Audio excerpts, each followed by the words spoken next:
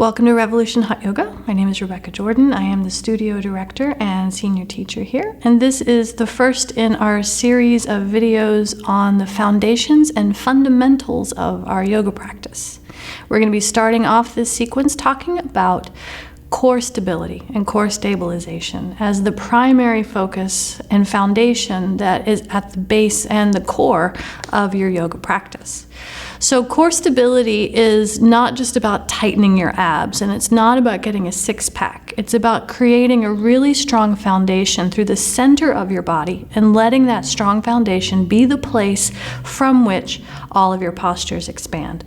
So when we talk about core stability, we're talking really about two main areas of the body. We're talking about the pelvic floor, and we're talking about the abdominal wall.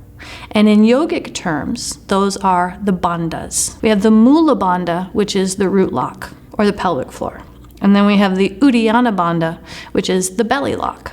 And when we talk about locks in yoga, we're not talking so much about a key in a door kind of lock. We're talking more about like a lock in a canal. So when you have a canal, the water is flowing from one direction to the other. And the locks come up in place to prevent the water from flowing back downstream. And in yoga, we engage energy locks, the bandhas, to keep the energy of the body flowing up rather than allowing the energy to flow down. So the root lock, the Mula Bandha, engages at the pelvic floor to hold all of the energy of the body up into the torso. So as the pelvic floor engages and the root lock engages, the belly lock then engages as well to draw more energy up into the abdomen, into the chest, to allow for more expansion of energy throughout the rest of the body.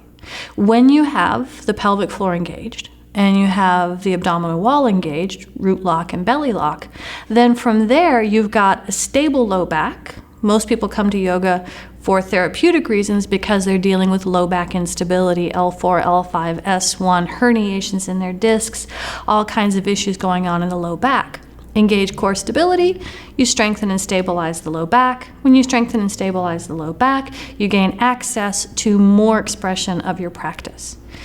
Also, if you're someone who's super flexible, you might think that you've had it made, because that's the number one thing that people tell us all the time. They come into yoga and they say, I'm not very flexible. But then you have the flexible people. They also struggle with core stability.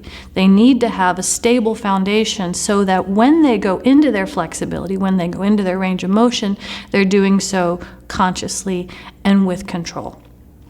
So, how do you engage these bandhas? How do you access your core stability? Number one, the root lock. Pelvic floor engagement. If you want to just think of it as pelvic floor, the pelvic floor are the muscles that connect underneath your torso. The best way to think of how to stabilize there is to hold in really tight like you're not going to pee. That's the first and easiest way to feel about it. For most of it's a little bit awkward to even think about. But once you start to really work on that, you'll find that you've got a lot more stability for standing postures, for inversion postures, for anything that requires a really strong center line. As soon as you engage that pelvic floor, you pull your pelvic floor together, holding in your pee. Then from there, you'll automatically feel a rise and a lift in your belly. That belly lock drawing in and up. So you can imagine two marionette strings. You've got one attached to the inside of your belly button that's pulling straight through your back. It's pulling your belly button straight back. You've got another one on the inside of your belly button that's actually pulling up through the back of your neck at your C7 vertebrae, pulling up. So you want your belly button to go in and you want your belly to go up. All of that rises up. So that when you're in, for example, a forward fold, it encourages all of the internal organs of the lower abdomen to fall upward into the chest cavity. It allows you for more range of motion at the hip joint, and it allows for more stabilization in the back. Once you start to practice those two engagements, root lock and belly lock, you'll start to have a lot more access to a lot of different parts of your practice that you might not have noticed before. And you can notice these in very simple postures where you might not even think they're important.